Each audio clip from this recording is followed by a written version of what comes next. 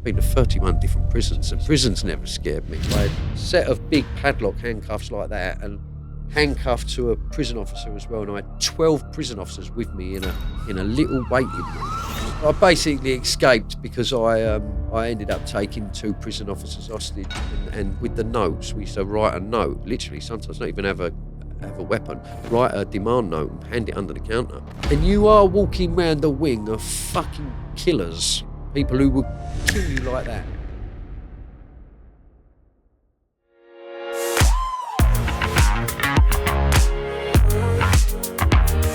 Ray, welcome to the show, mate. Pleasure, Dodge. Thanks for having me. Yeah, no, I'm looking forward to this one, mate. Before we start, let's just tell me the little story about your book here with Virgin signing you. Well, basically what happened is, have you seen it? Outlaw. Yeah, but that's my book. It's a bit sensationalised. It says learning lessons the hard way as Britain's most wanted man, because I lived that life. I was a prison escapee, etc., etc. So it was a bit sensationalised, but it was a book that I wrote. I was very fortunate in that I got involved in some reform work in terms of my own rehabilitation, and I was inspired by someone in that world who said to me, "You need to write your story. It's quite inspirational." Yeah.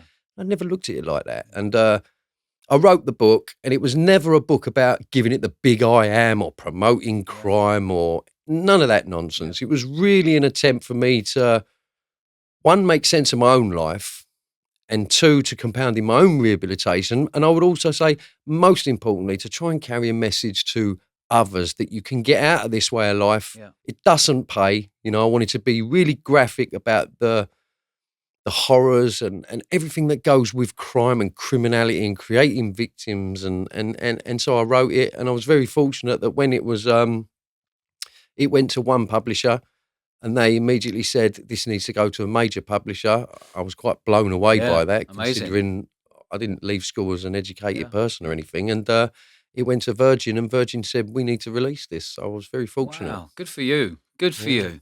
Let's get cracking. Let's roll all the way back. Where did you grow up, and what was your childhood like? Well, I grew up in southeast London, a place called Woolwich.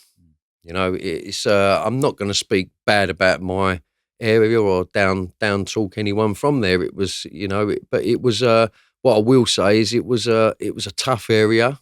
You know, none of us had a lot as kids. You know, I'm a product of the early 70s, council estates. I mean, you know, your textbook basically inner city kid, growing up in the 70s. We didn't have a lot. My father was sadly an alcoholic who died while he was quite young. How old was he? My dad was only 52 when he died. And how old 52. Were you at the time? I was in my mid-20s when my dad died, like early 24, 25. Yeah. But I had a very fractured relationship with my dad because of that. But I don't play the blame game. No. I don't want to blame anyone or my circumstances because, you know, it doesn't matter where you come from.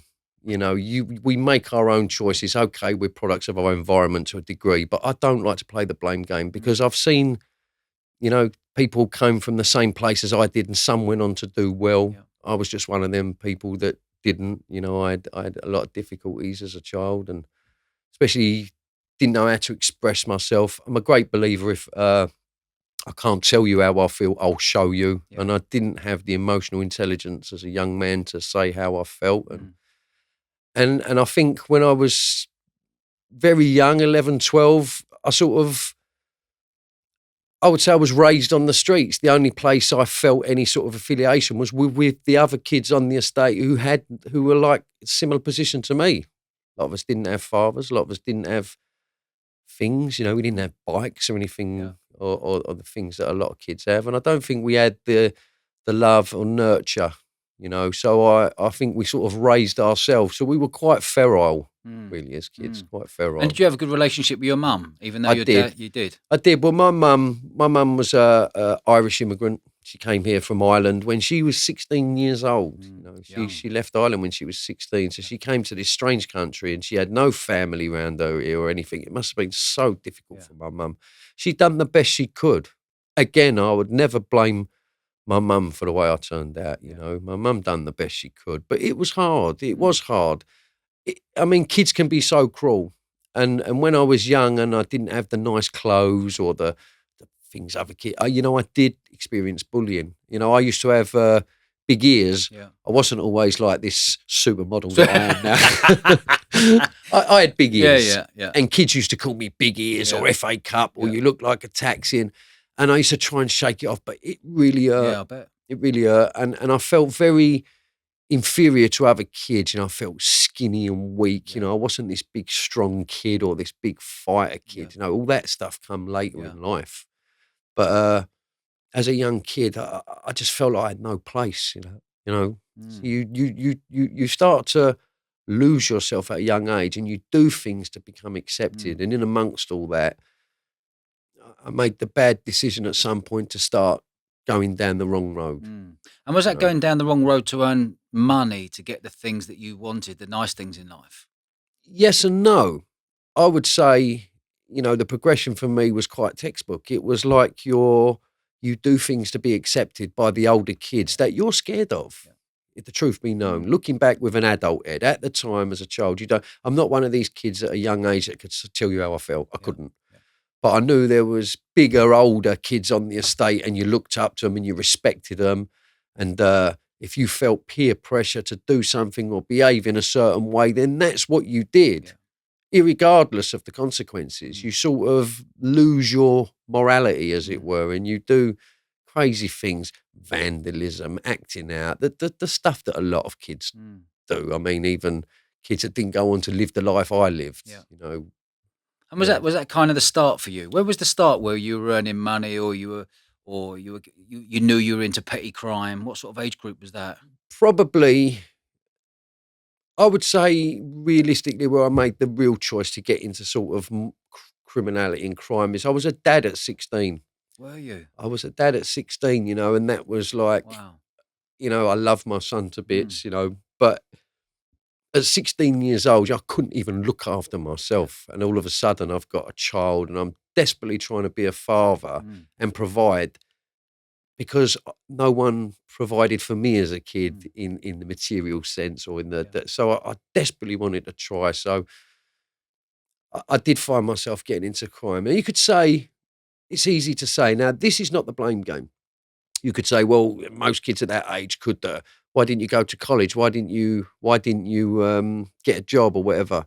I did. I tried. I tried to work when I left school and all that. It was difficult times. It was Thatcher's Britain. When I left school, we was in the depths of recession. Yeah. There was very few places at colleges, a university, and things like that. If you came from where you just didn't. Yeah. You know, and I say this in my book. I speak graphically about it. I give it a bit of a sociological narrative, as it were, that the way they invested in our future was they built Belmarsh Prison, which was on our doorstep.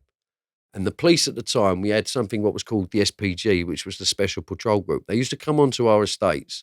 We were all tarred with the same brush. You know, there was no racism or anything like that. There was black kids, white kids. We was all mixed together. In the police's eyes at the time, we were all scum.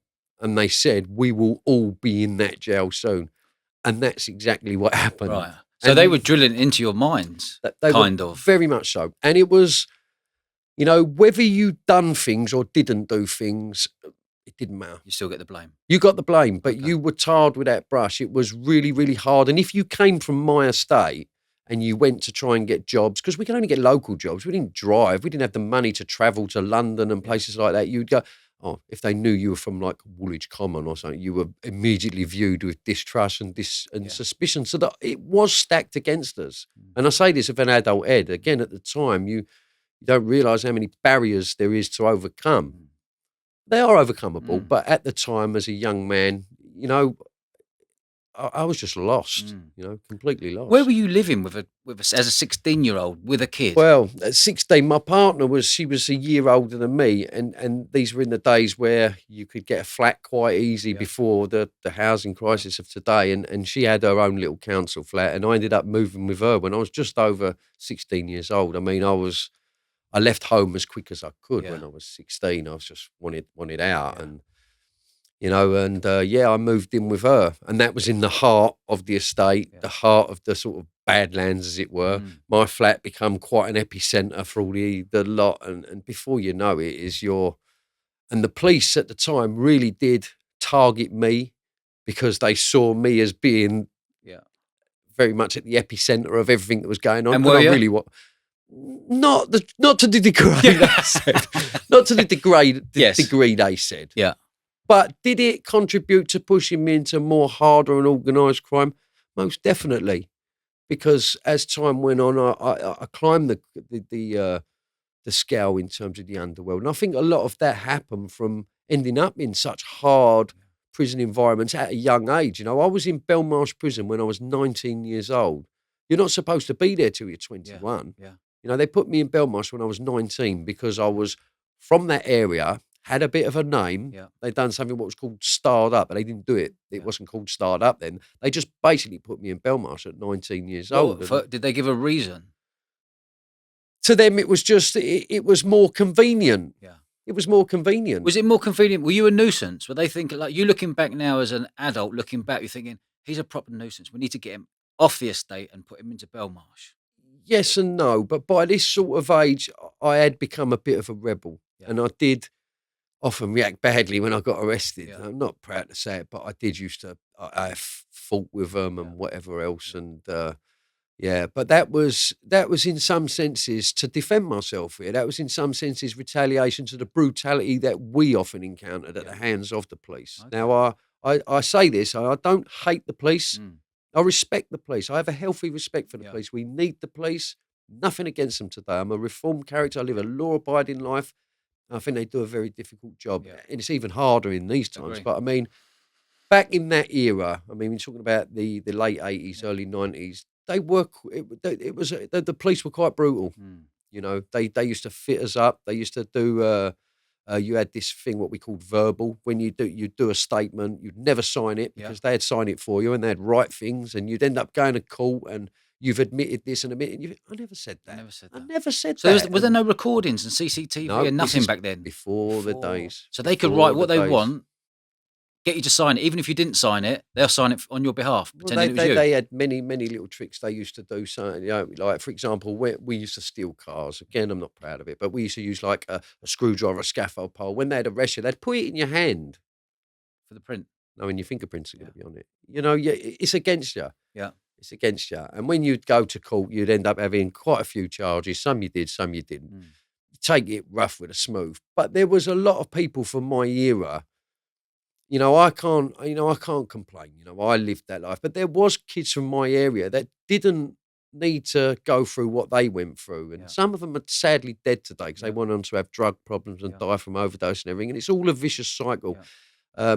And they got arrested for things and put away and convicted for things that they hadn't even fucking Yeah. done. Yeah. Yeah. It was just, let's clear it up. Yeah. And then they went through a phase in the early 90s, the police, they'd arrest you. Say you got arrested for one robbery, A robbery. Give me an example of robbery. an armed robbery, Okay. because I became a prolific armed robber. Was that your next step to become an armed robber? Well, What sort of age were you when you first did your first armed my robbery? first armed robbery, I was 19, 20 years of age. You're joking, mate. 19, 20, yeah. And that was, we had a spate from our area. See, the older generation from my area, right from Woolwich to a place called Bermondsey, which Yeah. it's got Woolwich, Tough Charlton, areas, all tough Greenwich, areas. Deptford, Bermondsey. Yeah. That little strip there, Yeah. they call it Bandit Country. Yeah. It's part of South London where all the armed robbers really Yeah. did come from. And we used to look up to them people, the people who were robbing the security vans and everything else, because that's what was going on. And I knew quite a few of them characters. They were like the older lot of us. And we all wanted to be them, but we weren't. We were just reckless kids at game, and we'd go and do these stupid fucking robberies. One minute it'd be, we had no regard for victims or anything like that. And I look back at it, and I am one of these people. I do have a lot of remorse and regret because I've done some terrible things Yeah. in my quest to be accepted or be a Mm. name or to earn money or Mm. whichever way you look at it. But yeah, we looked up to them people. We wanted to be them people. But then we had a culmination of shootings in our area. Police shooting armed robbers. Is you that know. right? Is that what that was the thing the police were doing Yep. then? What happened To is calm everything down? to bring the armed robbery rate down, Yeah, okay. because there were so many people running around doing crazy things that what they said at the time, I think the Home Secretary was Douglas Hurd. They'll never admit it, but Yeah, there was a shoot to kill policy. yeah, The execution squad, we called them PT-17. They yeah. were like a division of SO-19 flying squad. And what happened is two fellas that we knew from our estate both got shot dead robbing a security van. And when my friend was turned to run to the getaway vehicle, they shot him in the back. You Right. know, he survived, luckily. But that tells you their motive. Yeah, Did they need to shoot him yeah, when he was running away? Of yeah, course they didn't. yeah, yeah. And then a few weeks later, they shot another fella robbing B-Jams down in Woolwich and our estate. Now that brought the armed robbery rate down, Yeah. and that made us think twice. And from that sort of moment, we did become a little bit more organised. And rather than robbing on our own doorstep, Yeah. we tended to go out and do things out. So would your first robbery, do you remember it? I do Was it sawn to off some shotgun degree. with a secure No, what no, was no, it? no. It was a replica firearm. I think it was like a gat gun or something, but no one stops to ask you, Yeah. do they? And if there's two or three of you and you run in somewhere and you're threatening enough, they would comply. And sometimes they won't. Mm, Sometimes people are very brave. mm. Fair play to them. But I would never say be brave. And you being 19, you're still young, still a kid. How long did you do in Belmarsh, Well, that first hit? the first time I was in Belmarsh, I think I was there for about 6 or 7 months. It wasn't a long period, but 6 or 7 months is a long time in that sort of prison. And how did you feel when you first went in there? You're saying you had to be 21, you were in there at 19. Was there a bit of you like that you knew on the streets that your mates knew you were in there? Because Yeah, it'd been well, drilled in your head all these years, you're gonna go to Belmarsh. If you go to Belmarsh, you're gonna be a criminal. Was there a part of that that's well, going on? by this time, I'd already spent quite a bit of time as a young man in young offenders institutions. So I'd earned what we called our Yeah. stripes, like you'd already done a bit of bird. So you Yeah. sort of half knew what to expect. But when you go into them environments and you're a young man, it's like gladiator school, we used to Yes. call it. You learn how to fight and Yeah. defend yourself or whatever else. So when you go into them sort of environments, you learn to carry yourself, Yeah. which is a difference. You either sink or swim. Yeah. And I was very fortunate because I'd had sort of like the upbringing on the street and the pedigree of knowing sort of the caliber of people that I did know. That when you go into them places, you sort of know people already, or you know their brother, their Yeah. cousin. So you get pulled into people, and in the criminal world, you are used and abused, and you use and abuse, but Mm. you're not aware of it at the time. Mm. And because we had certain skills when we were young, nicking cars, high performance motorbikes, things like that.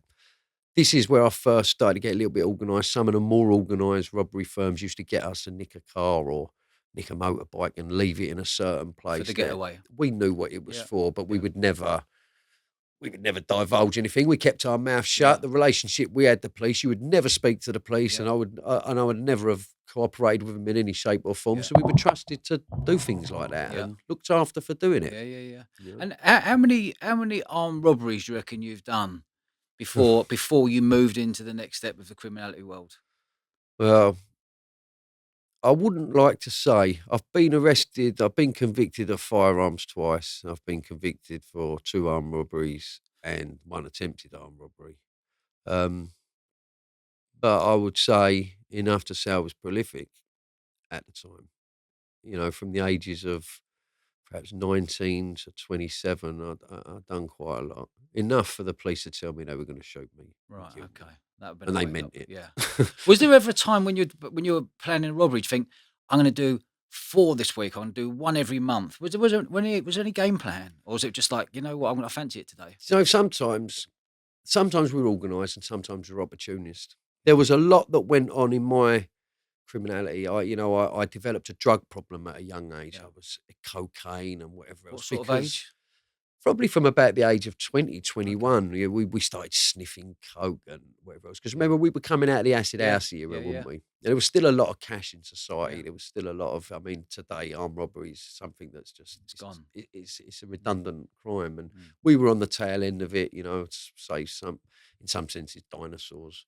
But back then, you could get nicked for a robbery and you could get 4 or 5 years for robbing a post office. Now, if you rob a post office, you'll get 18 years, 20 Yeah. years. Is So that right? the sentences Yeah. sort of killed it Yeah. anyway. But Did you not ever have the Yeah. fear of going, "Oh, if I get caught today, I'm gonna get a 5?" I had the fear of getting shot. Yeah, that was the biggest fear. Every job I went Okay. on, after they went through that phase of shooting, and they told us they were going to shoot us, you know, and we started to notice at this time. You used to have the beat bobbies. They used to have Yeah. the bobbies used to have the Yeah, the hats, top didn't hat. they? Yeah, that's right. You know, Yeah, yeah. they started to have the flat caps, and they used to come onto our estate in ARVs, which is like armed response vehicles, Yeah. and you know they were armed in there, and they'd park up at the estate. One particular instance.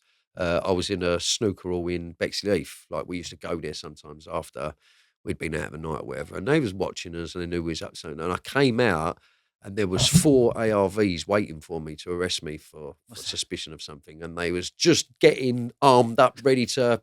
And it was late at night, and I walked out and startled them, and they've gone.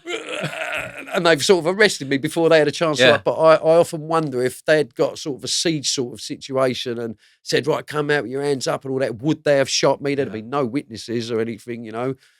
And they told me they were going to shoot me, you know. And these robberies, was it just banks and Securicore vans? Was there any other types of robbery? We was robbing jewellers, bureau de changes. I got convicted of a post office, a main post office that I robbed. Attempted robbery on another post office. It was. I would like to say, in my world at that time, and I don't see any of this to give it the big I am. You know, I regret my past, but it was easy targets. You know, it's horrific to say. Yeah. But criminality, you know, it creates fucking victims, you know, and but you don't think at the time, and we never thought. So if we could run in a post office and you've got like a couple of bank post office staff in there, and if you know they're not going to put up a fight, Yeah. but you've got no regard for the trauma and that Yeah. you cause them people. Yeah. You know, one of my friends, I mean, it's an art robbery. It's sort of like we honed our skill, and you can be more menacing by being calm and collected than what you can ever be being Captain Caveman. Yeah. When people run in, that's Captain Caveman stuff. It's very amateur, but we could be quite professional. And with the notes, we used to write a note, literally, sometimes not even have a weapon, write a demand note and hand it under the counter. And just let them read it and see Let what them their read it, reaction is. and 9 times out of 10, they'll put the money from the drawer into the bag and chuck it under because they're told to do that. Yeah. Don't put up a fight, Yeah. especially if there's a customer in the bank. Yeah. Now we knew that the way what they was ordered to do is if there's no customer in the bank, you can hit the button and it sends the protective screens up, whatever else. But if there's a customer in the bank, they must comply because they're putting that customer at risk. So, and we knew these, so we had no regard for them, the poor victims or whatever else. And one particular robber I knew, he was so violent on robberies. Like he used to go in and he would hit the screen and smash the screen. And everything. He traumatized bank staff. Yeah. You know, I've read the witness, what they called you know, when someone reads out the in court the victim Yes. statement, you know, and I've read it, and this particular, it was a woman behind the counter at the time when he robbed it, and this wasn't one that I was on, and she actually soiled herself. She was that terrified, I'm sure. and you know that's it's despicable. But at the time when you're doing it, you had don't no think. regard whatsoever. You're thinking, I'm going in there to get a £1 note. It's all a game, Yeah. especially when you're young and everyone else around you's doing it. I hate to say it, for us, it was like the norm. Yeah. And I think, looking back with hindsight, it was our way of lashing out at society that we felt we didn't belong in, that we felt, I mean, I felt victimised as a young man. I felt like there was no opportunity for me. Yeah. There was, you know, there was no banker mum and dad. There was no one giving me guidance or support, you know, even as a young man, I didn't get the opportunities that a lot of other people got. You know, where they used to say you get a bit of community service or a bit of probation and they might help and guide you or whatever else. I never got none of that. For me, it was just prison, because you were labelled and tarred, like I say. When we went to a court, Woolwich Magistrates Court, if you came from Woolwich Common and the police told the judge, because everything goes on behind the scenes in court, as you know, it all seems to be lovely and transparent, and the scales of justice don't believe that shit for 1 second. They know what they're going to give you beforehand. The police tell the judge beforehand what they suspect you of and whatever else, and so they just lock us up with no regard for what damage that would have on us in the long term. What it would do in terms of crime prevention, it didn't. It just made us fucking harder. Yeah. And this is why I think I'm quite insightful now about young people and what they go through and whatever else. But I think, looking back, I wish somebody had sat me down as a young man. I wish someone had sat me down. Do you reckon that comes back to not having that fatherly figure as a young man?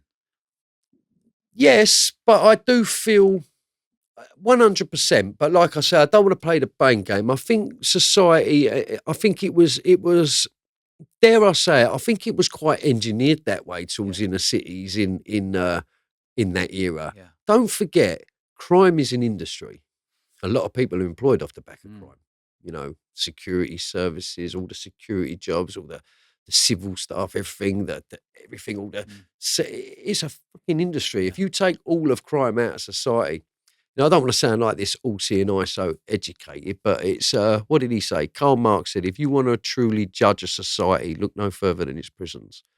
And the one thing I can tell you from having spent time in 31 different prisons, including being a Category A prisoner in a maximum security prison in a special care and control unit, because that's where I ended up. Yeah.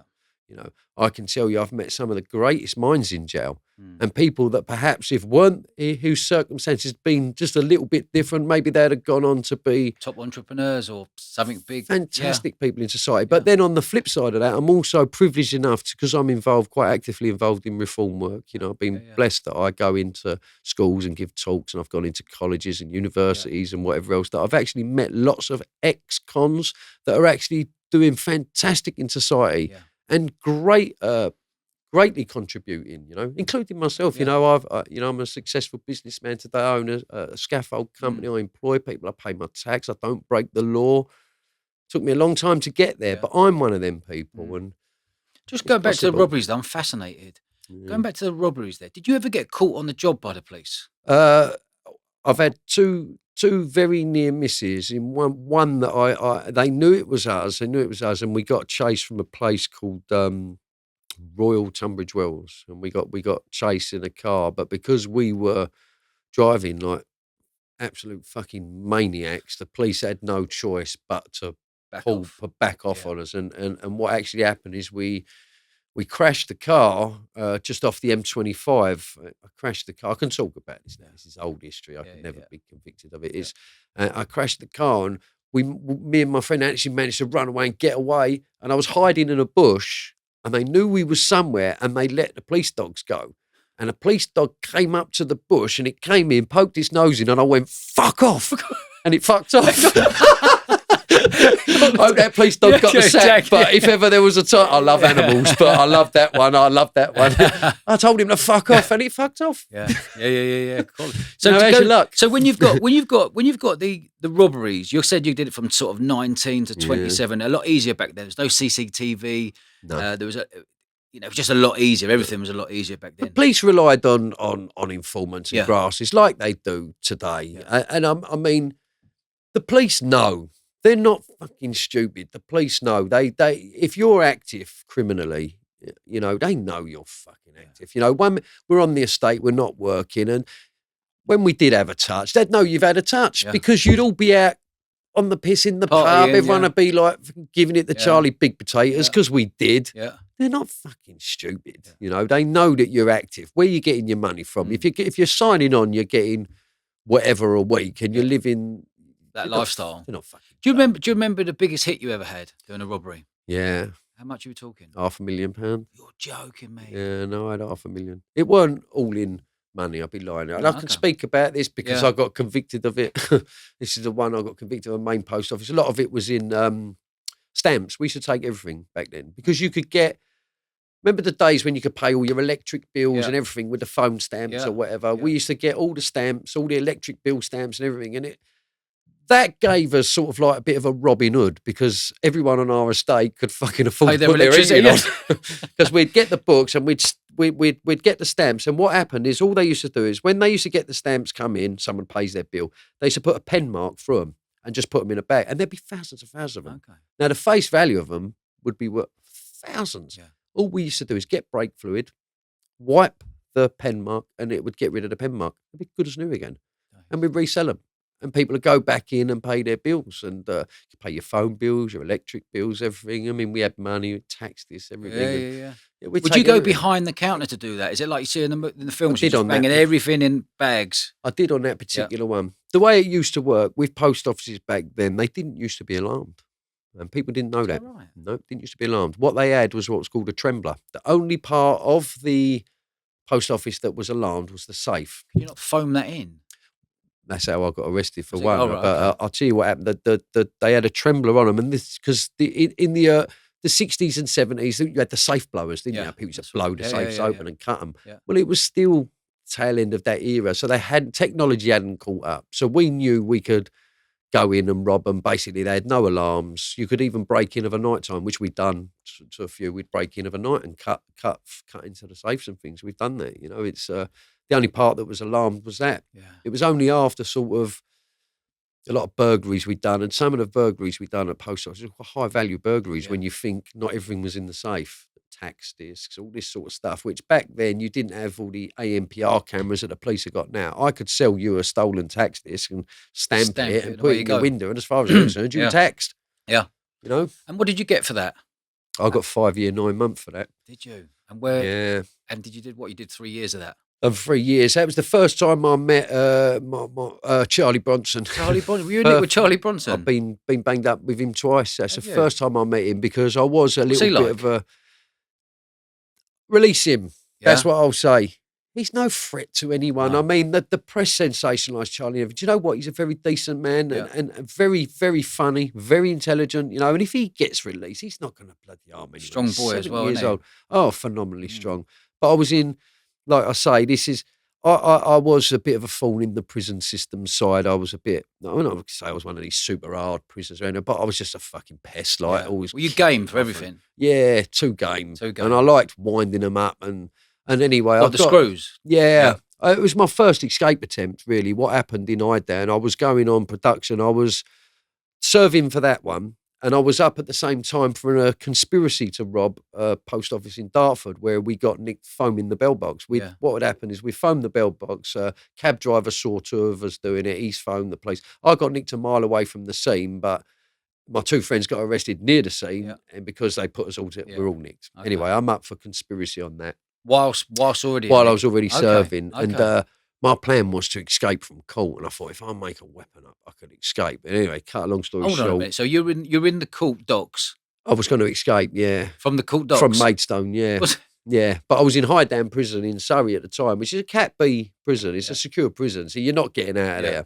And anyway, I've made this knife up, and I was really friendly with another prisoner at the time called Davey Goddard. Lovely fella. He's the first man to escape from Wandsworth Prison since Ronnie Biggs. Is that right? Yeah. What happened is they was doing some works on the yard. He managed to scale the fence like a little ferret. He stood on top of the fence and went, see you later, jumped and run. But he's the first man to escape. You've got to give him credit for that. But because I was really friendly with him, they used to really watch us. And it was a silly move, really. They've spun my cell one day, found this bloody knife. Next thing you know is I'm down the segregation. And that's the first time I met Charlie because they thought, oh, it could be an escape attempt. They've put me, Dave Goddard, on the same, because if you're a Cat A or an E man, which is like an escape risk, they put you in the seg, but on the exercise yard side, so that if you was to get out of your cell, you'd still be enclosed in the exercise yard. So Charlie Bronson was down there as a Category A prisoner, and there was myself and Dave Goddard. Now, Dave was already an E-man. Now I'm an E-man in Yellow Stripes. So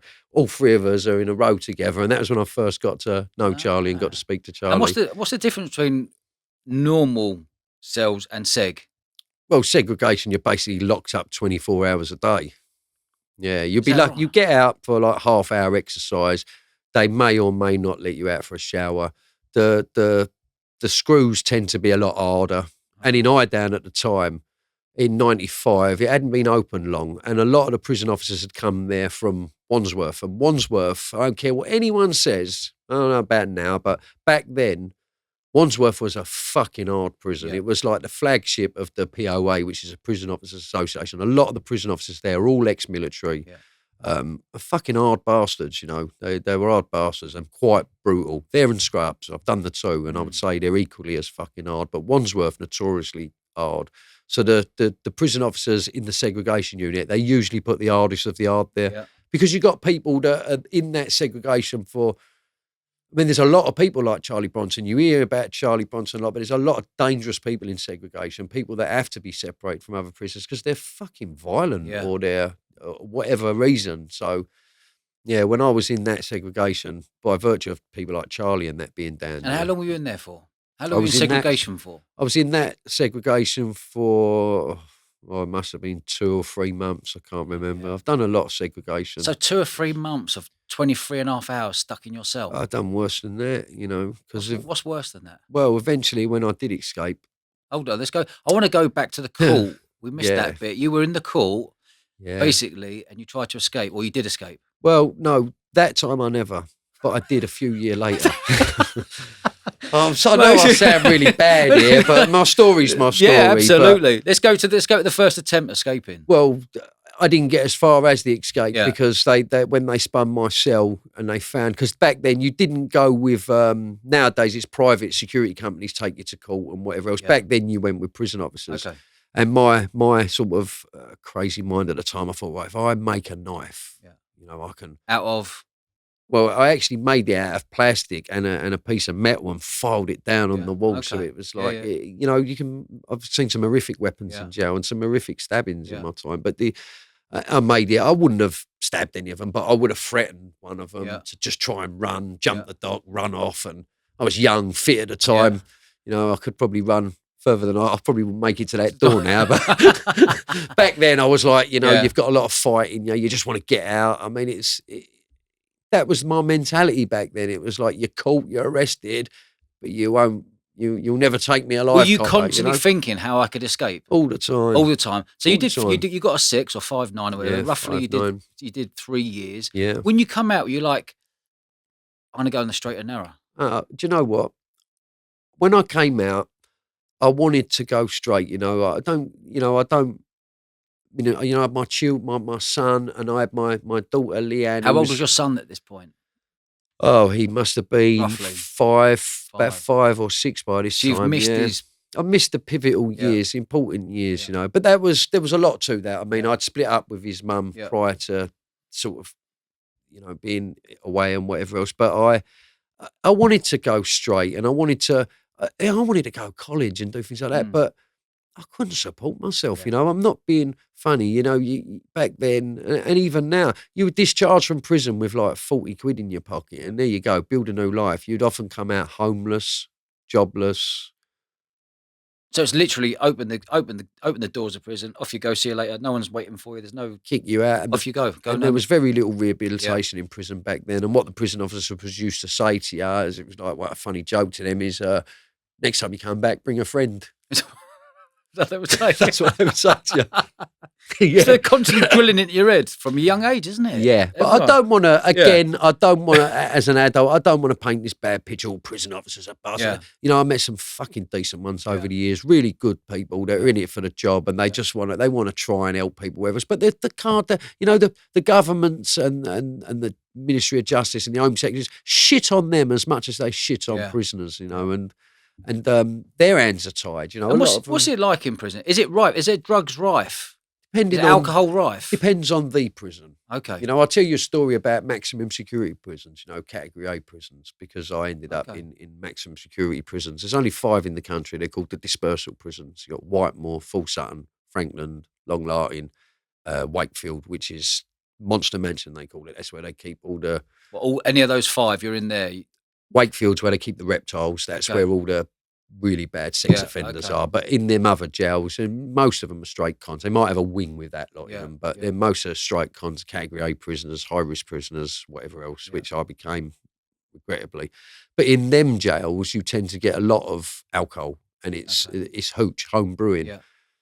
By virtue of the prisoners they've got there and the sentences they're doing, I mean, 30 recs and 25 years and Wow. 28 years and 35 years, whole life tariffs. Yeah. There's a lot of prisoners, they've got nothing to lose. Yeah. So the prison officers tend to let you have a drink As long as you're not a nuisance to us. As long as you're not a nuisance and you behave. And if you fucking kick off or start being violent towards them, then they send the search teams in, turn it into a desert. That's their control measure. Right, okay. Although they'll never admit it. Yeah. It goes on. And that will just spread for the inmates going, hold on a minute, why are you doing that? You've ruined it for us all. Prisons only work with Turn against themselves. Exactly. Prisons only work with inmate cooperation. If every inmate said, fuck you, the prisons would be madhouses, wouldn't they? And are they madhouses? Some prisons are. Local prisons tend to be, because you've got a lot of short-termers, a lot of young prisoners, whether it tends to be the younger prisoners that make it hostile, whereas the older prisoners just really want to get on with their sentence and get out the door. So when you've come out this time, is all the bank robbery stopped now? Is another part of you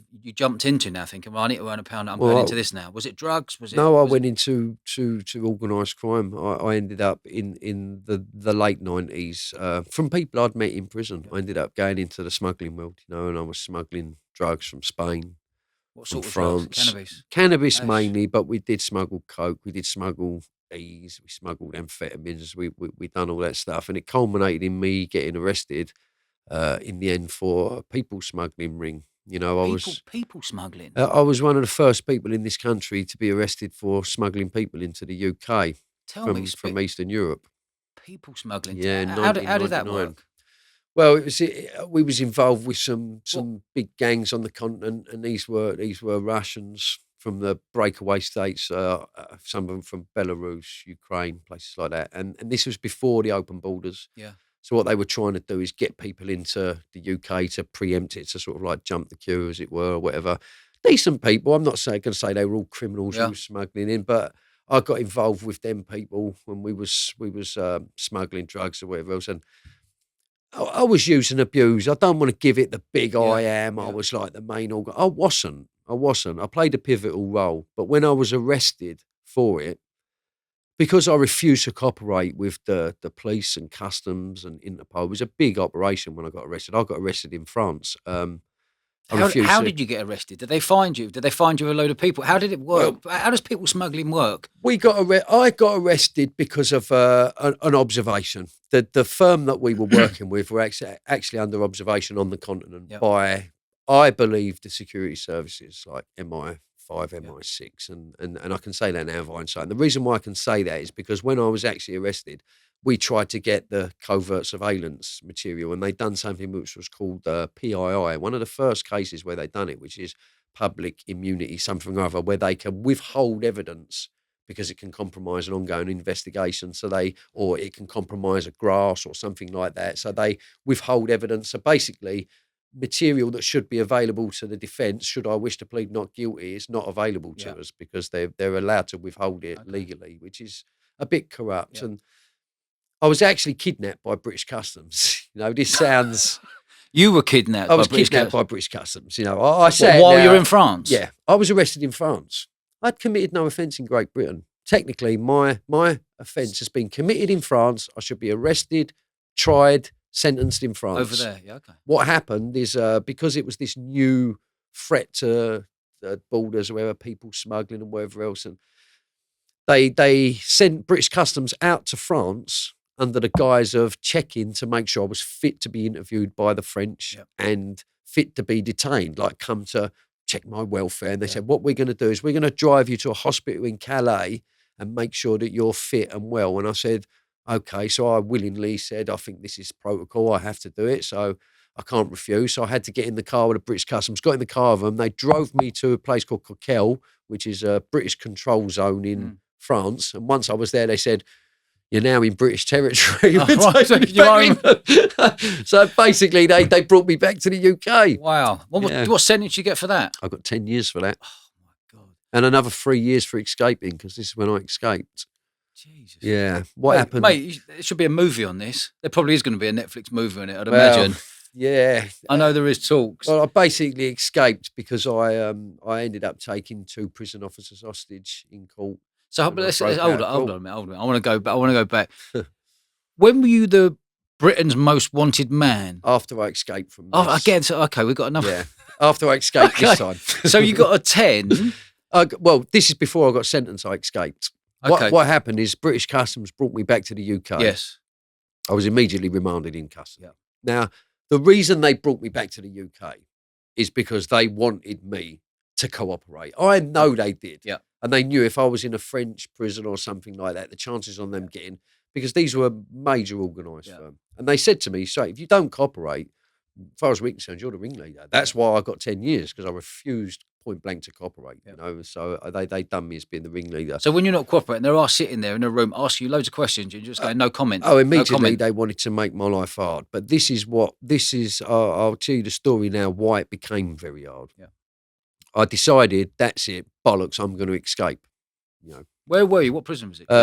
They put me in Canterbury prison. You know, I was at Folkestone Court, which is a high security court. Yeah. Now, reason I say that is not for ego or effect. It's a high security court because if you're arrested at the docks, Dover, Folkestone, anywhere like that, you know, they get some major players arrested there. Yeah. Big parcels of drugs, explosives, guns, whatever. Yeah. So when you go to court, you're in what's called a Category A facility prison court to prevent escape. So I knew I wasn't going to be able to just jump the dock or run out. So when I went to Canterbury Prison, I was there on remand for 2 weeks, and I knew I was going to appear again at Folkestone Court. So I hatched this plot. I said, right, I know how I'm going to escape. And what I actually done, I'll tell you the full story, but I don't want to sound like I'm glorifying it or getting it, because I'm not. Yeah. It was not nice what I'd done. I got a simple big paper pen. I put a paper clip in the end, and I filled it up with blackcurrant jam, and it looked like a hypodermic syringe. Yeah. So when I left prison that morning, I'm strip searched, very easy to conceal. I just had it sort of down the back, sort of between my arse cheeks, if you like. And when I got to court, when they took me up into the dock, the 2 prison officers that took me up, I grabbed one of them, held it to his neck, forced the other one to open the door, and escaped from the court and managed to get away.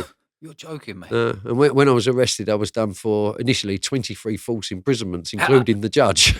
What, they included the judge with it? Well, because I'd held everyone. Yeah. So where were all the security then? Everyone must just had the fear. And then when you got out of, when that last door opened, were you just on your toes? I literally on the run. No, I'm not going to give it the large and say I had this big pot of money, or I went down to Spain to be with all the big gangsters. I wasn't a gangster, you know. I thought I was, you know. I basically got out, and now I've just got to survive on my wits, which I've done which coming from the streets, you survive on your wits. So I've jumped a few gardens, nicked a top off a washing line, so I've changed my identity. Run down to the beach. I didn't even know where the fuck I was. I'm in Folkestone. I've run down the beach. I managed to be amongst people because there was a helicopter up looking for me in no time. You know, there was a helicopter flying around. So I've saw a girl when she was with her baby, so I've managed to sit down and have a little chat with her. So anyone that I just look like someone with it, you know. And I stayed down there for a few hours, and then I literally bunked a train home to Woolwich. And when I got back to Woolwich, you know, my home fucking area, it wouldn't be that hard to find. Yeah. Oh, what I did do though, I nicked a pair of glasses out of Specsavers because it works for Clark Kent, doesn't it? So, you know, that's me disguised. But yeah, I got back to a flat in Woolwich. I said it's on the book. It says sitting in someone's house, and it comes up on the news. Do not approach this man and whatever else. It wasn't a nice feeling, and but it wasn't. You know, I said to my mate, I've just escaped, and he's like, "Yeah, of course you have. You shut up." You know, everyone thinks but it come up on the news, and I was over all because it was quite an extreme method I'd used to escape. It was the first time someone had actually used a hypodermic syringe in their eyes to escape from prison. With jam and... but they didn't know that. Have a clue. They didn't know that. Wow. At this time, this is 2000, this was. It could be AIDS, could be anything, couldn't it? Yeah. So when I was eventually caught and arrested... So how long were you on... When you saw yourself on the telly, obviously your heart must have dropped. Wasn't nice. No, it wasn't nice. How were your family then? Were you in contact with your family then? My family were affected. I was going to say, how affected were your family? Well, but then they must have seen it on BBC. Britain's Most Wanted Man is on the run. And they were probably saying, don't go near him. Your family are thinking... do not approach. No, I've got a history of violence. What did you do? What did you do from there? You went back to Woolwich, and then you must have... Went back to Woolwich. How long were you on the run for? About 4 or 5 months it must have been, yeah. So they were looking for you for 4 or 5 months? Yeah. Armed police went through my mum's house door and different people's houses looking for me, and lots of different it wasn't nice. It wasn't a nice experience, you know. What were you doing every day? Surviving in that 4 or 5 months? Were you going up north? inmates' I houses or? I had a bit of help, you know. I wasn't living very far from Woolwich, you know. I didn't have this big bag of money or whatever else. A certain someone from my area who was quite a face. He got me a little flat that I could stay in that belonged to someone he knew over in Lewisham, which was just 2 miles from where I grew up, Yeah. Lewisham. So I was staying in this flat, and I was basically coming out of a night time, surviving on my wits. I knew it was only a matter of time Yeah. before I got caught. And I was very, very fortunate that I wasn't caught doing another bit of work. And I'll be honest here, in that period, I didn't. Okay. You know, it was on me to go and do a robbery. I knew I was fucked. I knew I was in a lot of trouble. Yeah. This was sort of this experience, and I think I was hitting a place in my life where, you know, I was near, where I was sort of near that place where I thought, you know, I want fucking change. I Yeah. don't want this fucking life anymore. I'm in a lot of fucking trouble here. I've got kids. It's leading nowhere. And I Yeah. was starting to, I say this, conscience is a fierce pursuer. It escapes no man. Yeah. And I was not this psychopath or anything like that. You know, I had a drug problem by this time. How old are you at this point? In your Oh, well, 30s? yeah, well, no, yeah, I was 29, 30 when I got arrested for that. 29, 30. I'm just shy of 50 now, so we're going back 20 years. So 21 where years. did they catch you? Well, they eventually Did caught. you ever think about going, I'm just going to have myself in, it's just too stressful, or not? Everything went through my Yeah. head. Shall I go out with a bang? Yeah. You know, because you think like that. Or did you think, I'll take my own life? Not that I would take my own life, but shall I just go out on a fucking mad kamikaze Okay. and if the police surround me, just go fucking Is what it is, yeah. death by suicide, Yeah. and a lot of criminals have gone that Yeah. way. You know, death by suicide with police, and I particularly know one particular fella who actually did pointed a gun at the police, knowing they'd shoot him. Yeah. You know, because you sort of get to that Yeah. place when you've exhausted all avenues. Did you know, you feel that you got to that place? yeah, I'd lived a fast criminal life. You know, I don't talk bollocks. There's things I can never talk about, and I progressed very, very quickly in the Yeah. criminal underworld. You know, I'm a well respected Yeah. man in not giving it the big iron, Yeah. but you know, there's not many people in London criminally that I hadn't had encounters with at some point or whatever, or met in jail, and I was respected in jail and whatever else. And I'd lived it fast and fucking furious. Yeah. I'd gone from being this frightened kid Yeah. who'd nick a Mars bar and be really fucking Yeah. paranoid of a security guard to going out doing fucking basically anything. Yeah. And at the end of my criminality, I was probably capable of anything, Yeah. which is Did that quite scare you? sad.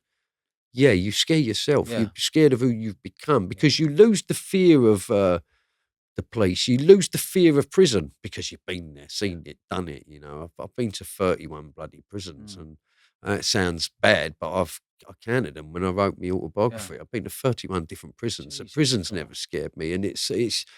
But you're at a place where the only person who really scares you is yourself, Yeah. because you know everyone's mortal. No one is more dangerous than the next man or whatever, and you know. It's like, you know, you get a big, muscly man. A lot of people do that because they're scared and fear Little inside. boys inside, really, The aren't they? biggest, Yeah. it's not the size of the man in the fight, it's the fight in the man. Yeah. And I was, by this time, I was fucking wild. And Wild. how much did all this, how much did cocaine play a part in you being wild, do you reckon? It fueled me. I think it speeds you up. It's like you live fast, don't you? It's like, you know, I was always blessed. I've always been quite intelligent. You know, I'm not stupid. Emotionally a fucking retard, Yeah. I was, but intellectually I was always quite intelligent, very much a thinker, and I don't think it done me any favours. And later in life, I was diagnosed as suffering from a condition where they said I was bipolar because of, you know, I could get quite anxious. I used to get anxious a lot, or go a bit psychotic. Not where I'd lose touch with reality, but just where I'd do things and afterwards think, why the fuck did I do that? Yeah. Or I'd have no sort of defence against my own behaviour, as it were. You Yeah. know, very impulsive and whatever. And I think that's what cocaine done. It was fueling that. But Were you using every day? towards the end of my criminality, I was, yeah. You know, I've been clean now for a number of years. Yeah. I don't use any drugs. I don't even drink alcohol. Yeah. I don't nothing. I don't take the risk. But yeah. I want to roll back to those 4 or 5 months on the run. Where did you get caught? Well, I ended up getting caught in Woolwich. In your hometown? In my hometown. You went back again? Yeah. Yeah, okay. You know, by the time I did get caught, it was almost a relief. I bet. It was almost a relief, you know. But what happened is I was in a building with a friend of mine, and I saw a police car go past quite slow. And I thought a little bit suspicious of it. And then literally 5 minutes later, I come out and there was just a sea of fucking Yeah. police there to arrest me. Like they'd obviously known I was going to be there, or someone had probably grasped me out. They would have done me a favour. Yeah. But cut a long story short, then when I was arrested, obviously because of the means I'd used to escape, immediately I was made a high security prisoner, and I wasn't allowed any human contact. I was kept in total segregation. Total segregation. For how long? About 10 months till I went to court, because they thought, because of the syringe, Yes, yeah. the risk of me injecting someone, for all they knew, I could have had HIV. I could Yeah. be, you know, and they let me have it. You know, I was. Is category A? Do you ever have to wear chains?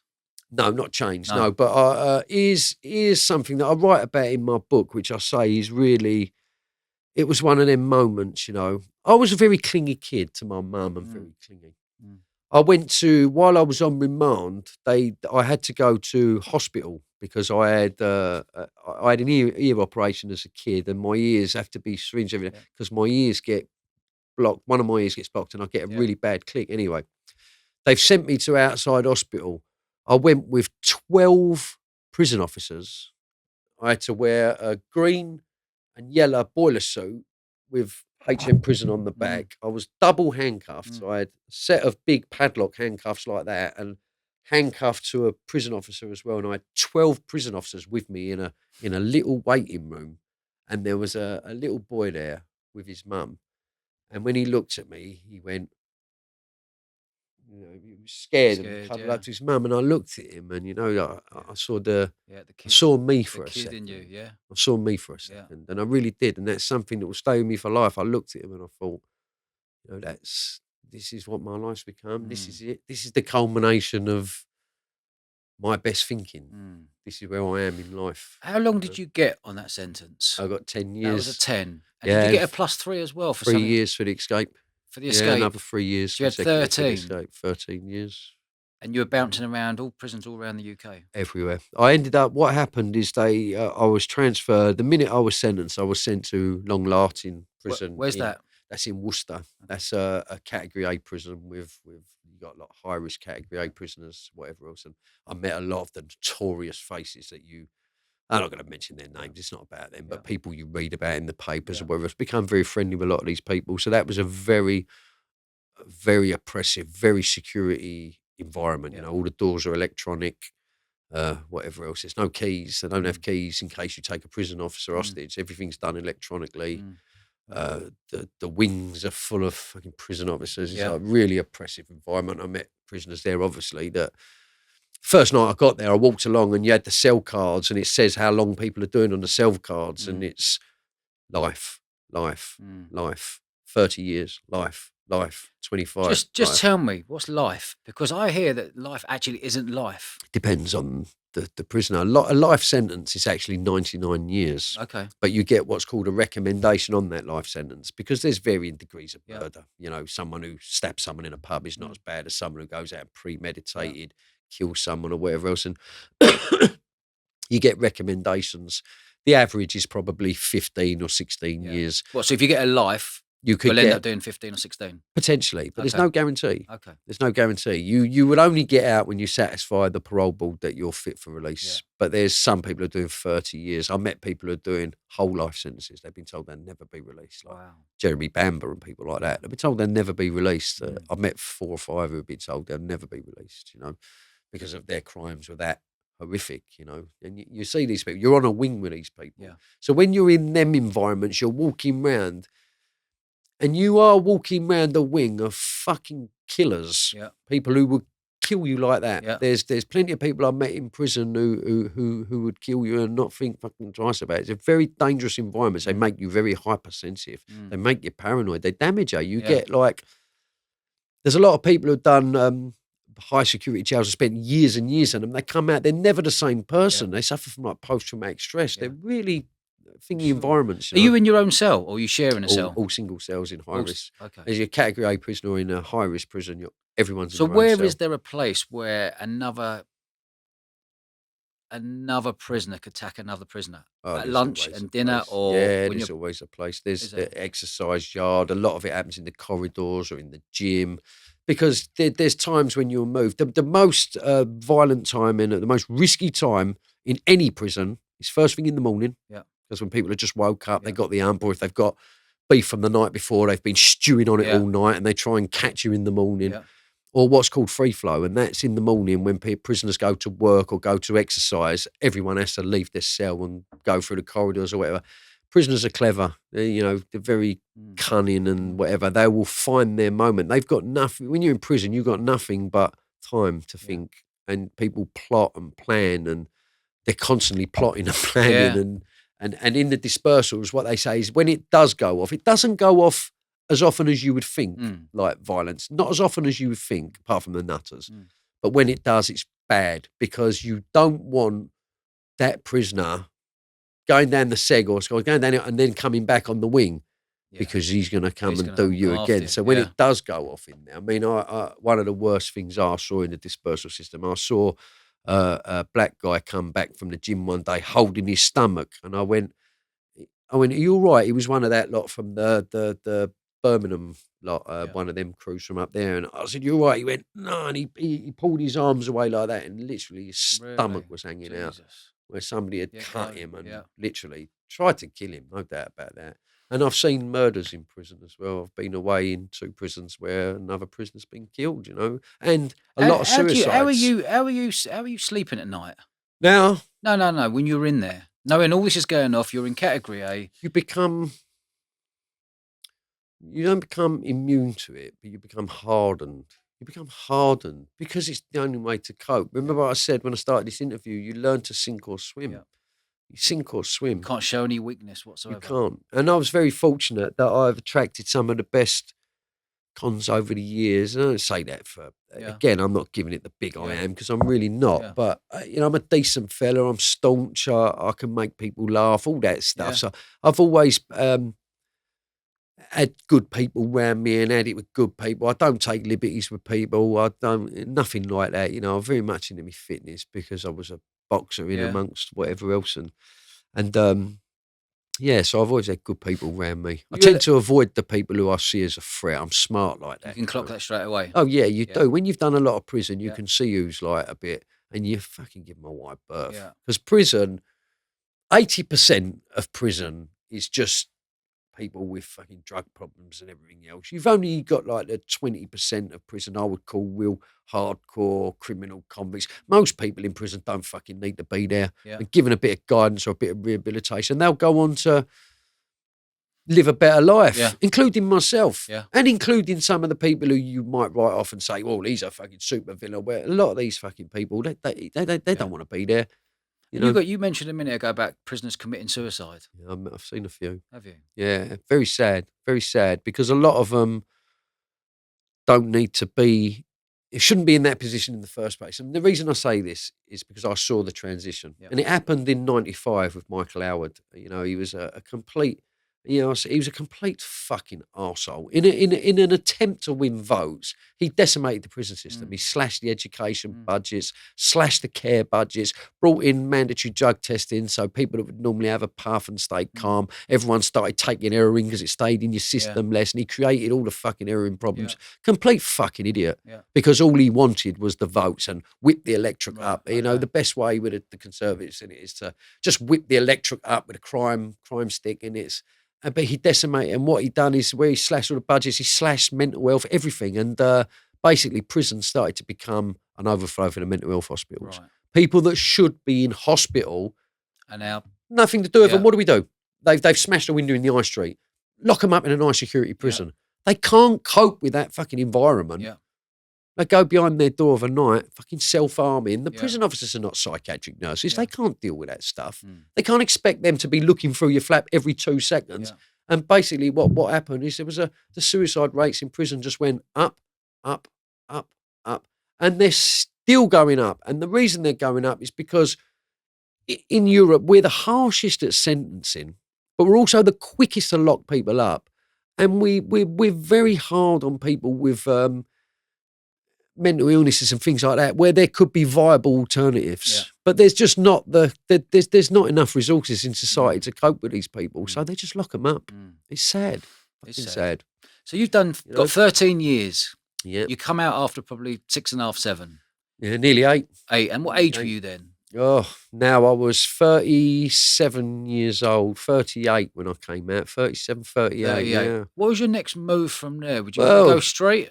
believe it or not, I moved to Bournemouth, and this is an amazing fact. I went on to become, I boxed as a kid when I was at school, whatever. I boxed as an amateur, and I boxed at school. And even in amongst my criminality and all that, I used to go to the gym and still trained a bit of spider wells. But I thought, I want to get back into me boxing. Yeah. And I started a little boxing club in Bournemouth. Cut a long story short, I started boxing, and within a couple of years, I was fighting again, unlicensed, or whatever else. I won a British title, unlicensed. Yeah.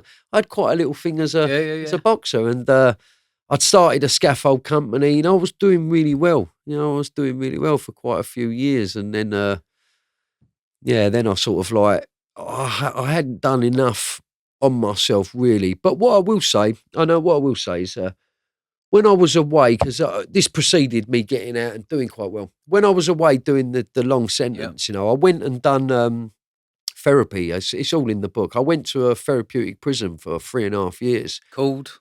That was in Grendon Underwood. That was in Aylesbury in Buckinghamshire. Okay. Had a very bad reputation at the time. People used to say, "Oh, it's full of weirdos, full of nutters, whatever else." But for me, when I was serving that sentence in high security prison, you get assessed by psychologists, And what had happened to me is I'd actually got arrested whilst in jail for 2 bad Section 18s. What's a Section 18? That's GBH with intent, violent offences. I'd gone a bit nuts. They sent me up to a prison in Staffordshire called Dovegate to do therapy. They suggested I go and do a bit of therapy, have a look at my life, because I was keen to change. Yeah. As it were. And while I was up there was 2 prisoners that was. We had this little fiddle up there, me and my mate, because you do what you do in prison to survive. We were getting bits and bobs sent in the post. And, well, my mate, we're getting bits of puff and that sent inside pens and whatever. We had a bent screw in reception, and as we was getting these parcels, he was giving us the package before he had gone to the censor. So we was getting that, and we was having because this particular prisoner up there knew this particular officer on the out. It goes on, and so we had a good little fiddle. Yeah. This one prisoner grassed us up, and he got him. I think the prisoner also got out of it, because obviously we wouldn't say anything, but he got him under investigation or whatever. Cut a long story short, I come out of my cell one day. I thought, I've had enough of these. It was too far north, I'm a Londoner through and through, and there was not a lot of Londoners up there. I thought, oh, fuck this, I've had enough.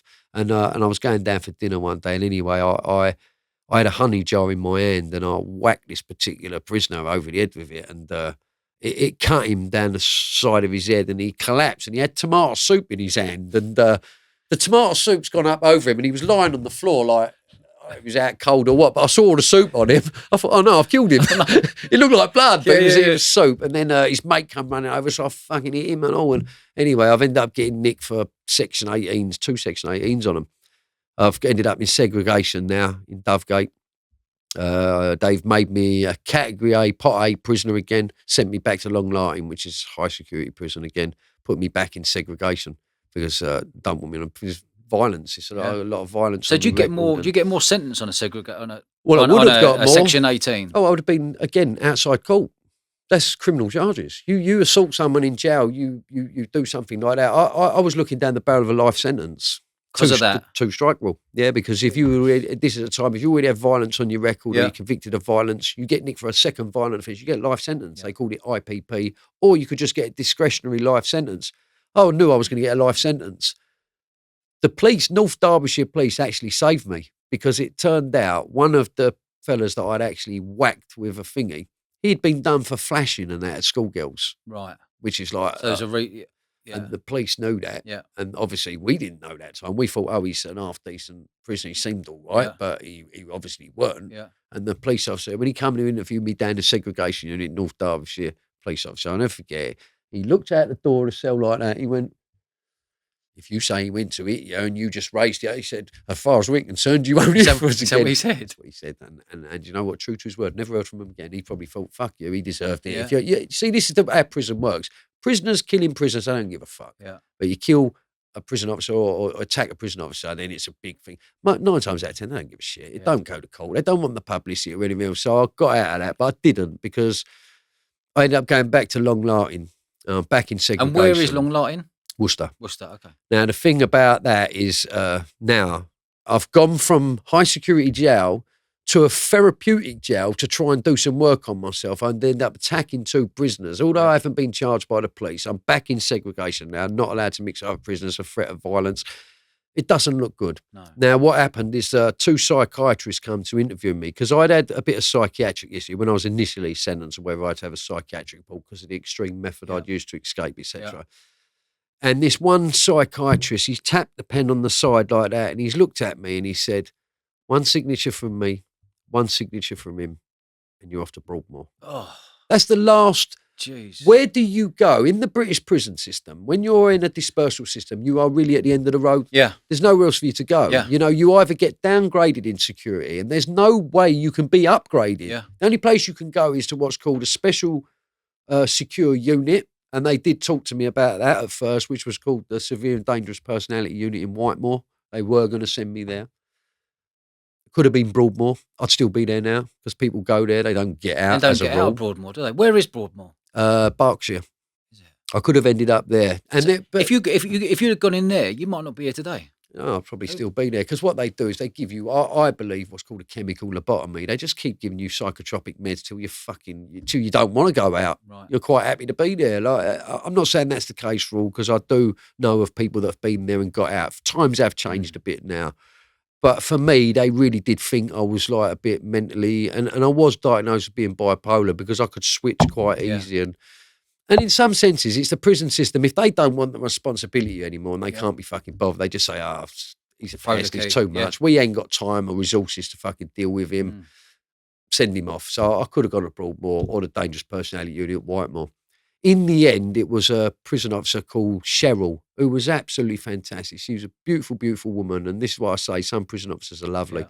She was a Welsh prison officer in Long Lartin, and she come down the seg one day. And a couple of the good chaps like Kevin Lane and Lenny Kempley and people like that, these are like notorious people. They was on my wing in Long Lartin. They said to the prison officer, look, he's all right, let him back up, we'll keep an eye on him or whatever. So Cheryl's come down to me and she said, if I get you back on the wing, are you going to behave yourself? And I looked at her and I thought, you know what? Here's someone who's showing me a bit of fucking humanity. Yeah. A bit of humanity considering I've been on the end of a lot of brutality over the years. Yeah. And I said to her, Shell, I promise you, get me back on the wing. Now I've had enough. I don't want to be in segregation. I've got Bob Maudsley 2 cells away from me. I don't know if you know who Bob Maudsley is. Who's that? Bob Maudsley's he's been in segregation since 1977. He killed 3 prisoners. He killed one in Broadmoor and he killed 2 in Wakefield. You know, he's never getting out, Bob. And he was 2 cells away from me. That's where I've ended up. You know, I'm 2 cells away from Bob Maudsley. He's there on a lay down. And she said, if I get you back on the wing, you're going to behave. And you know what? I looked at her and I thought, I made a commitment. I'm a man of my word. I said, Shell, I promise I'll behave. I got back up on the wing. And then afterwards, I decided, well, I'm going to, rather than being a rebel, I'm going to interact with a psychologist or whatever in terms of trying to rehabilitate. And they offered me this Grendon. Now, I'd heard a lot about Grendon, obviously, over the years.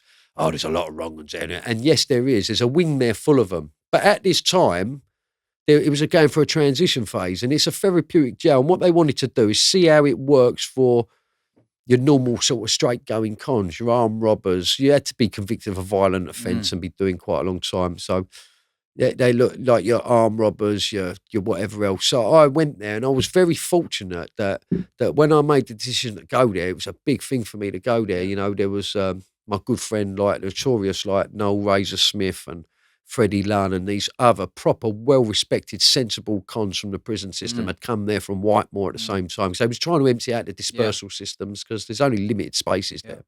So when I got there and I was around them sort of people, I knew for the first time I might be all right, you know. And, I went through that and I stayed there for nearly 3 years, you know, and done, a hell of a lot of work on myself. So that was the point when that Broadmoor basically was the biggest wake-up. Well, it wouldn't have fucking stopped me. That's the sad thing. I think the fact that they gave me the alternative to go to, that's what saved me. Because I think if I'd have stayed at Long Lartin, it brought out the worst in me. Yeah. I think because of the sort of environment you're in, and I was a bit like paranoid and whatever else, you could quite easily find yourself getting arrested there for something really fucking serious. Like I say if a nutter comes up to you one day and says, I'm going to do you, you're going to do what you got to fucking do. Yeah. And I was at that place in my life where I'd have done what I had to do. Yeah. Make no mistakes. If I had to do something, I would fucking done, and I've done it in my life Yeah. and regretted it afterwards. I'm not a psychopath, but there's times I've had to do something that I've later thought maybe I didn't have to do that, Yeah. or I would have done what I had to do. Mm. And you can get caught up in someone else's bollocks Yeah. in them jails. Yeah. Yeah. So what was it when you come out then? What was what Yeah. age were you when you come out? Yeah, I was in my 30s when I was Yeah. well into my 30s now. I was like 37, 38. 37, and 38. You're now 50. Yeah. What did you do between 37 and 45? Well, this is the thing. I was doing all right. I had my scaffolding, I was boxing, and I'd done a lot of work on myself. But what I hadn't done, I don't feel I'd developed emotionally enough. I underestimated the damage that spending so long in prison from when I was a young man and everything else had done. I still didn't have the life skills as such to cope with life and living at an emotional level, like relationships and finances and all this sort of thing. But I couldn't really reach out and ask people for help. I didn't tap into the help that was there. And I actually became quite depressed, and from the outside's looking in, I looked like I was doing fantastic, At the time, I was driving a Fit and healthy. fit and healthy boxing. Yeah. I was driving. I'd done okay financially. I was in business and I was earning good money and whatever else. But I was going slightly mad in the sense that I was getting very depressed. And I speak about this openly and honestly because I think everyone should. It's not a sign of weakness to suffer from depression or mental illness in any form, in any form, because at any one time they reckon 1 in 3 of the population is depressed and don't know it. Yeah. But I was battling with depression, and I ended up in a place where I thought, you know what, I can't do this no more. I felt like blowing my own head off, but I couldn't tell anyone. If you'd have asked me how I was feeling, I'd have said, I'm fine, I'm wonderful. I'm okay. I'm cool. Yeah. I started using drugs again. I'd hadn't been clean for a number of years. I started to sniff coke again and take downers and Valium, and I was just trying to shut my head down. And what happened, and this was my saving grace, in 2011, I went to, by my own admission, I walked into a doctor's surgery and asked them for help. I said, look, I'm desperate for help. I feel like, I said, I'm losing my mind. I feel, and I begged them for help, and there was no help they could give me. 2 weeks later, I went in and asked them for help again and said, look, I'm suffering from really bad depression. I know I'm depressed. Well, didn't help me. I ended up then getting, going off my head. I ended up going out committing 2 armed robberies when I didn't really need to. I was not that I was struggling for money. I was just sort of, I lost my mind a bit. I went out and committed 2 robberies and an attempted robbery and ended up getting arrested. Where were those robberies? Luton and 1 in Cambridge. Yeah. It was the last criminal act I ever done. And you got caught. How did you get caught on that last one? But be all and end all, I'd done them without any thought of not getting caught. To be honest with you, I got arrested on one because I was a car I was in was picked out on an AMPR, and the car that person belonged to. Obviously, he was pulled in, and obviously he gave me up. I never grasped him. I didn't. He was never bloody charged, but obviously they've come to me, arrested me, and then on the other one, I was picked out on a ID parade and not an attempted one, and I pleaded guilty to them all. Now, when I was arrested for this in 2012, they took me straight to Wormwood Scrubs. I think that's it. It's over. Yeah. It's over. I'm going away for long fucking time with my record. A long time. The thing that saved me, I think that was the moment when my life really changed. And I say this, I mean, some people climb mountains. That shit don't impress me. Yeah. The journey from the gutter to the pavement's 18 inches. That impresses me, and I think I did that place where, I knew it was either, it's it. I'm at the bottom. I'm at the end of the road now. Where am I off to? Where am I going? Am I going to end up nutted off Broadmoor? Am I going to top myself? All these feelings going on. And it was a psychiatrist that saved me. The fact that I'd been in and asked for help, I had to be assessed immediately because they at first they thought I was unfit to plead because of my criminal record and because of the insanity of from someone from the outside looking in. They go, what the fuck is this man doing? Yeah. And a psychiatrist assessed me because I'd been under psychiatrists before after I'd been in prison and for violence in prison and escape like I've spoke about. And cut a long story short, that she interviewed me and she said, "I believe you're bipolar," which means like you can. But they used to call it manic depression in Yeah. the day, didn't they? What is bipolar? How would you explain It's it? the way I would explain it is you go through like a manic phase and you burn out and then you go through a really bad crash. Right, And okay. it's like a really bad depression. And it's been explained to me. That's how your body sort of recoups itself. It's a biological thing. You've got two types of depression, endogenous, exogenous, and one's from like outside factors, like your relationship goes bad or something, Yeah. you get depressed. Yeah. If it's biological, it needs to be controlled chemically, like with medication. And I take medication for it, and I've been fine ever since. Mad, isn't it? But anyway, the psychiatrist interviewed me and said that I should never have been in society. The moment I went and asked for help, and I was crying for help with my form and my criminal record and my the stuff that I've done over the years, and all that, they should have took me seriously. And they should have at least took me in for an assessment or something, because I was basically asking. It took a lot for me to walk in and ask for help, and they didn't, and I offended. And anyway, in the time I was on remand, I was on remand for 7 months in Scrubs. I pleaded guilty to everything. I'm not going to fight it. There's no fight left in me. I actually wrote the judge a letter. I'd never done this before. I was viewed judges with distrust and suspicion and whatever else. And I wrote the judge a letter saying, look, I'd done so well in prison. I'd done all the therapy and everything else. I'd lost my way. I really tried. I really tried when I come out, but, I just don't know what happened and whatever. And I said, if you throw away the key now, I said, you are denying me the chance to become a productive member of society and maybe make a difference and whatever else. And I wrote the judge that letter, and he read it out in court. And I meant what I said. And I could see he was moved by that. I could see the judge was moved.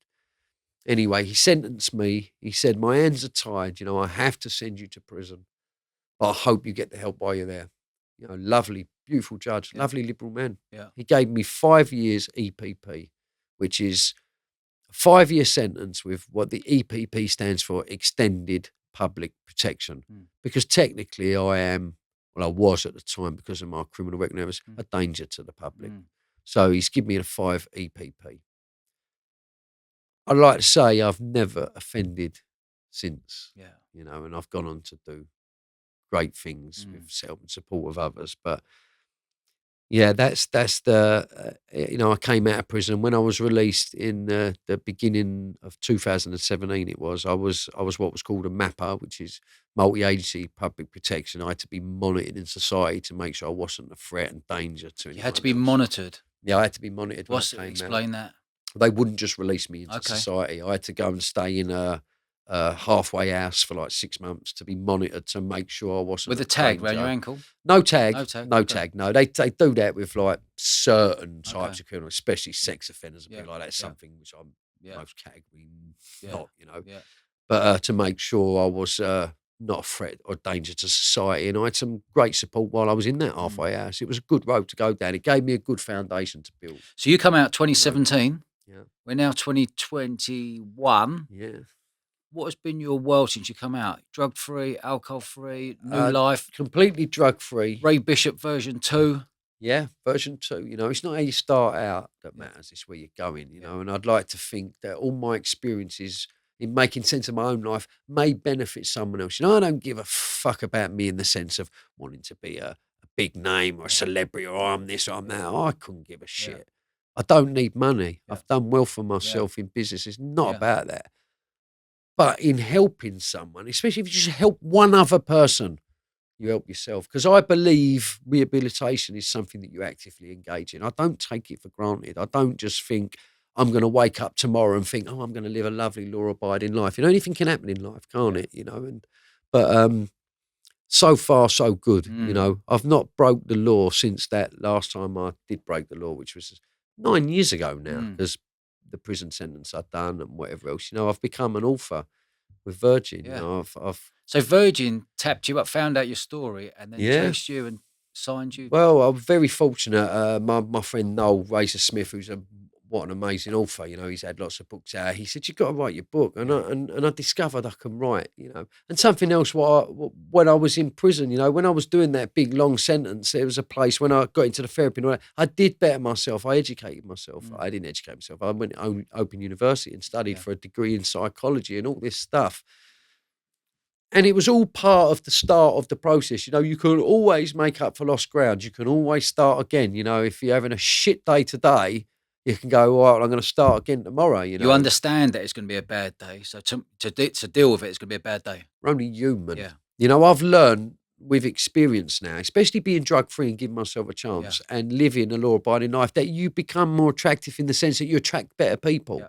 You know, the people that I would have mixed with in the past, I'm not down talking anyone or anything, I choose not to. I don't associate with criminals and whatever else. Why would I? Yeah. I'm not committing a criminal life. Yeah. And here I am today in business, and I associate with some pretty major players in the business world, the legal straight business world. And I have to pinch myself sometimes. I think, wow, these people take me seriously. And above all, trust me. Yeah. And, you know, because I don't bullshit people. I look people in the eye, and if I can be at a job tomorrow, for example, I say I can be there. If I can't, I say I'm sorry, I can't get there. I'm really busy or whatever else. And I've gone on now to having some pretty good contracts and whatever else, and it's becoming. Good for you. Yeah, I employ Good people. for you. I pay my taxes, you know, and So those first 45 years, how many years did you spend in prison? 16 and a half years. Wow. Yeah. And I put the half on there because it does matter. It does, even I'm half sure. a year. And I'm so. How do I know that? How do I know I've done 31 prisons? Because I wrote my autobiography. I worked it all out. Yeah. I sat there and done the maths and done the sums. You know, it's And just before we finish up here, Ray, because this has been a fascinating story hearing your life. And I really do appreciate you coming to the studio and telling it and being honest and whatever.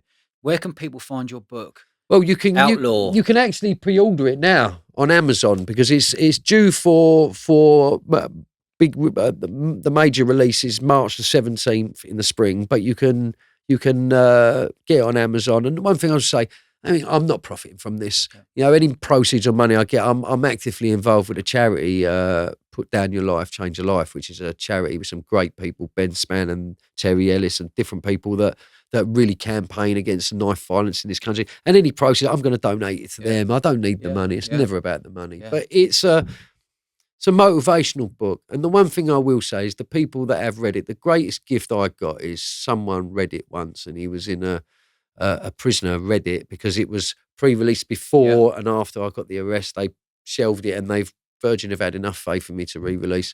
A prisoner in a segregation unit said he felt suicidal and he read it and he said after that, he said it changed his life. It's not, you know, I didn't do that, but just something in it inspired him to change like his you say, life. that one person. Yeah, and 3 years later, he's out, he's working, he's living a law-abiding, honest life, and I think that's not my doing.